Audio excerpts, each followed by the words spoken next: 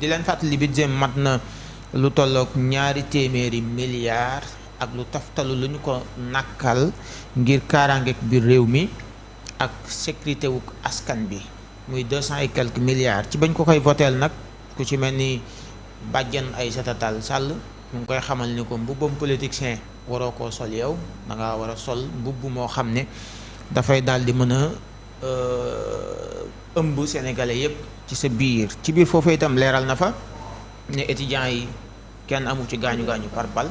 mais policiers yi au contraire ñoo ci jëlee 29 personnes ñu ci jëlee ay gaañu ñu dem déglu maître Bamba Cissé ci parti bi muy wax ci Ousmane Sonko. Abdou man seetuma ku bokk APR wala ku bokk feneen man j'assume mon amitié avec Ousmane Sonko et je l'assume j'assume même man dama bëgg Sonko et je l'assume dama bëgg Sonko.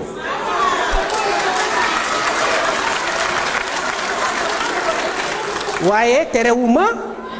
terewuma ma nekk ministre de l'intérieur de tous les Sénégalais même des gens de l'autre côté te sécurité naa leen ko assurer yéen nit ba mu mat sëkk. keroog bi ñuy def meeting dañu am ay renseignements yu remonté ñu ne meeting u Pastef bi dina drainer au moins 300 000 personnes au moins am ñu ne woon dañu jël option à quelques mètres de là ñu ne dañuy def meeting on a demandé à ce que ñu délocaliser ko parce que interdiction yi ñun dañ ko bëgg a dépasser parce que démocratie bi dafa war a souffler parce que ñun loolu lañ xam loolu lañ jàng ci loolu lañ nàmp léegi ñooñu dëgëral ne dañuy toog def meeting ñu ne leen délocaliser leen ko parce que meeting boobu ba tey interdiruñ ko dañu ne leen ñu délocaliser ko pour des raisons de sécurité et de leur propre sécurité ñu bañ mais bi ñu gisee foule bi xam nañ lu tax ñun ñu waxoon leen ngeen délocaliser ko donc ñun dinañ am ay éléments yoo xam ni pour la propre protection des Sénégalais nanguñ ku ñuy saaga ak ku ñuy ŋàññi dañ koy jël dañ koy nangu amul problème mais dañ leen war a protéger mooy foo leen mënti bokk dañ leen tey boo amoon ku dugg sa kër di agressé dama fara yónni ay nit ñu protéger la moo tax ma ni man je suis le ministre de l'intérieur de tous les Sénégalais moo tax ma ni leen yéen députés yi bu leen demander benn rendez-vous par écrit diñu parce que bi ma ñëwee dama gis loolu mais loolu du yoon député warul demander rendez-vous pour gis ministre da ngeen may woo ma recevoir leen. C'est un vrai ministre de l'intérieur Ahmed. gars yi nee nañ très sincèrement indi na changement par rapport ak li fi daan nekk lu bari discours am bii nii am na yu bari yu mu tudd ba ci manifestation yi ñu bloqué woon wala bokk ne leen délocaliser leen ko lan nga gis ci moom maître Bamba Cissé day politique am ba léegi. mais quand tu dis que ne ñun xamoon nañ ne meeting bële day am 300 000 personnes quand tu dis que ne bi ñu gisee mbooloo mi xam nañ lu tax. ay renseignements am ñoo ko jox. tu fais plaisir à tes partisans entre guillemets. ah bon. mais bien sûr ñenn ñoo doon tàcc bi mu waxee loolu ça veut tout dire xam nga dañ naan ko wax feeñ wax bee ko feeñal beneen bi mooy Alioune Badara man ay jëf laay xaar man du ay wax boo parleur neex làmmiñ taxaw di wax nit ñi di tàcc loolu depuis 60 ba léegi on a tout vu dans ce sens-là. et tout entendu lépp dégg nañ ko fi dara beesu fi. mais ay actes yu bees la ñuy xaar. mais kii mu ngi teg ay actes yu bees déguerpissement yi yenn lieux yi. oui c'est bien je l'encourage dans ce sens-là dafa jël droit dans ses bottes. je l'encourage dans ce sens-là. kon jëf am na Ahmed. mais waa ñooñu Lat Diop njëkk nañ fi jàpp date pour def manifestation ñu lànkal ko te nee na léegi duñ fi lànkal kenn. ñëwuñu fi pour lankalaate moo tax ma ne la man jëf yi ñoo ma gënal wax yu neex yi moom li ma ci gis dafa bari li ma ci dégg bari bul fàtte ne dañ ñoo waxoon buñ toogee rek ñaari weer réew mi changé ay wax la di ci jëf ji luñ gis moo tax man jëf yi laay xaar wax ju neex ji moom wax dëgg yàlla ñëpp mën nañ ko bàyyi rek bañ àgg ci jëf ji daal sañ ko fi. mais kii nag jëf na de Ahmed. lan. déguerpissement yi Dakar gisoo ko léegi ni mu commencé nokki. non xam nga lu ma metti ci li nga wax ni bu ñu doon def bilan am léegi ñu ne ñun waaye kii yàgg gu fi dafay mën a gum def dara ba mu fi toogee ba léegi. pourtant mu ngi jéem. non bàyyi dafa am ay échéances yu ñëw foofu laa koy xaar bàyyi rek bañ jë. déguerpissement bi parce que aussi am na yoo xam ne am na suivi nag. non déggoo ma ne ko événement yi dañu xaar xoolal Dakar 2026 moo waral déguerpissement bi xaaral ba Dakar 2026 romb ñu xool. exactement aussi bi muy am dañu Ablaye Wade da ko jaraloon lu ne dañ déguerpiroon de aussi Fesman comment dirais-je francophonie ak Macky Sall dañ déguerpiroon nañu xaar ba JO yi weesu ñu xool ban suivi lay am. mais moom nag wax na ko dem ci hémicycle bi donc. moom fu mu leen di yëkkati rek na fa def dara bu leen yëkkatee. na def dara ñooñu bañ fa dellu. suivi bi aussi moo ci gën a am solo déguerpissement yi c'est bien li muy def c'est une bonne chose mais nañu xaar suivi bi. ci question étudiants yi bi ñu ne Francis universitaire dañoo jalgati foofu Aïssata Tall Sall moo ko fàttali mais nee na ñoom dañ doon bañ a am faute bu ñu def parce que recteur bi moo leen ko jox te recteur bi yoon moo ko digal loolu am na situation fu muy toll mën na leen a permettre ñu dugg ci biir te bu ñu deful woon dañuy xotti worma recteur bi ak ndigal loolu foofu itam jàppoo ni ci yoon la nekk en plus étudiants yi amul kenn ku ci gaañu par balle mais contrairement policiers yi ci boppam ñoo am 29 blessés Ahmed. par contre là bon ku blessé wul parce que gis nañ ay étudiants yu gaañu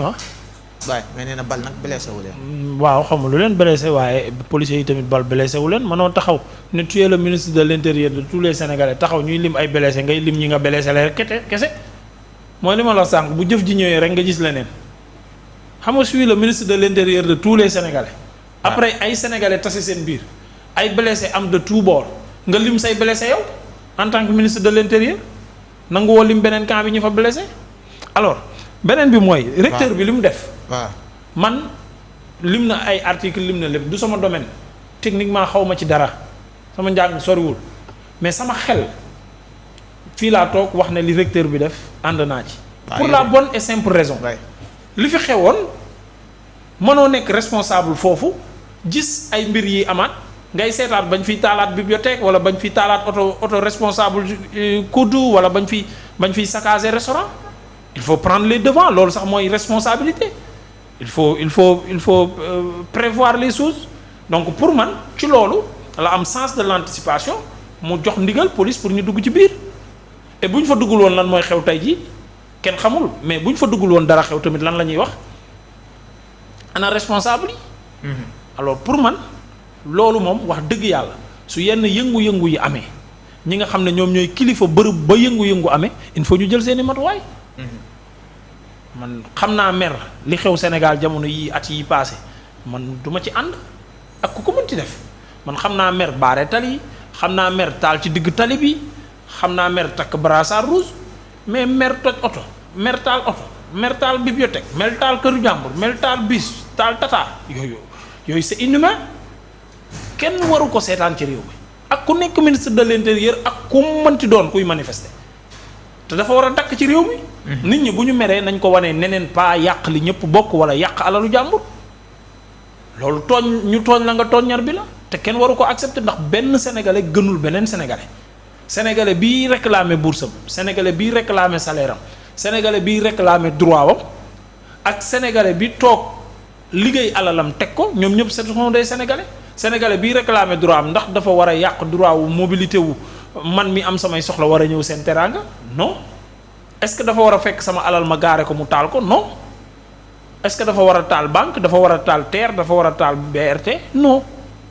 à un moment donné ci discours am et c'est ce qui m'a fait mal nit ñi dañuy jël ay discours yu am solo rax ci politique ba yàq discours bi bu ñu xëyee l'aspect politique rek la ñuy waxtaane dans son discours la partie bu muy wax ne il appelle à la citoyenneté de tout le monde pour que ñu jëlee réew nous sommes un grand pays mais on peut être plus grand mën nañ progresser encore et encore et il en appelle la citoyenneté de tout le monde fu waay manti bokk mais loolu c'est des phrases extraordinaires mais malheureusement après soo ko yàqee ak ay waxu politique mais c'est malheureux.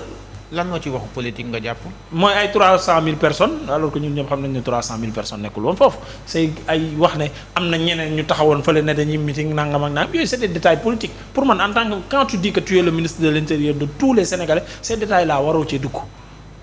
quand tu donnes des chiffres un bilan pour une manifestation X et Y tu dois donner le bilan général ou bien nga noppi ko mais dire que bal amu fa woon ay policiers ñoo ci gaañu mais les étudiants yi gaañu donc yow bilan bi nga jot en tant que ministre de l'intérieur c'est quel bilan ça alors que tu es le garant de la sécurité de ces étudiants même comme ni nga ko waxee ne ñeneen ñi sax da nga leen assurer leur sécurité maintenant ñi boo assurer sécurité am ñu gaañu côté bu nekk mais limal yépp pour wane ne yow njaaxaanaay nga tëddee donc genre affaire yooyu mooy tax la plupart du temps ces postes là ñi koy gérer dañoo war a tëddee njaaxaanaay xam nga taxaw di assumer sa amitié ak Ousmane Sonko kenn bañu ko mais lu suñu yoon ñun ñi ngay waxal lu suñu yoon ñun suñu sécurité réew lañ la dénk on a besoin que tu nous parles de ça votre relation amoureuse entre vous vraiment gardez ça dans vos maisons dans vos jotaay de ataaya gardez ça quoi là-bas on n'en a pas besoin à l'Assemblée on n'en a pas besoin pendant les discussions yi nga xamante ne moo ñeel les affaires de la cité mais c'est na ali ku nekk am nga koo bëgg ku nekk am nga koo xaritool man je vais être là ñu toog fii ci plateau man mi doonul dara pour nekk fii di wax maay congaan sama xarit la ak damaa bëgg président Dame Fall moo ma gën mais du su yoonu nit ñi ñuy seetaat mais yoon nit ñi nekkuñu ci quand nous sommes sur la place publique li ñu war a waxtaanee mooy les affaires de la cité point barre après ku ci bëggante keneen ak ku ci gaayanoo keneen loolu bu ngeen wéetee wala bu ngeen demee seen kër ak seen i jabar ak seen i doom ngeen waxtaanee ko foofu bu ngeen di ataaya waxtaanee ko mais fi réew mi toll. situation fi mu toll. à chaque fois que ñu jénn ñu ëpp ci ñoom damaa bëgg Sonko moo ma gën a lii tàmbalee ci moom yem ci ñoom suñu yoon wàññiwul ceeb wàññiwul duyul woyofal bi fayul ndox fayul courant mais loolu ñun est-ce que dañ leen a fal pour ça yi ñu xëyee di ñu defal un poème sur leur amour par rapport à Sonko ñun faluñu leen pour loolu fayuñu leen salaire pour loolu joxuñu leen ay 4x4 pour loolu je pense pour ñu ñuy defal ay déclaration amour chaque jour ci Sonko mais loolu. wax dëgg yàlla on en a marre nag nañ waxtaane réew mi daal te bàyyi nit ñi bëggante beeg soppante beeg yooyu loolu mooy faussé débat bi lu indi problème mu Diomaye Sonko yëpp mooy d'emblée ils ont faussé le débat mooy d'emblée dañu waroon wax ne man maay président bi kii mooy premier ministre mais d'emblée fi lañ nekkoon dama koo bëgg ak na ne jàkk seex beeg maa ko nii wag maa ko naa mooy moom may man et après tu fausses le débat après bu ñu demee en cours de route nit ñi di leen rappeler loolu ngeen naan non loolu ñun intéressé wuñu même bu ñu xuloowee liggéey réew mi bu jotee dañuy liggéey réew mi mais yow yaa ñëwoon teg ci liggéeyu réew mi seen xaritoo yow yaa faussé débat bi du ñun et loolu nag ça pose problème wax dëgg yàlla metti na daal mais yàlla baax na mën naa am balaa déwén. d'accord balaa déwén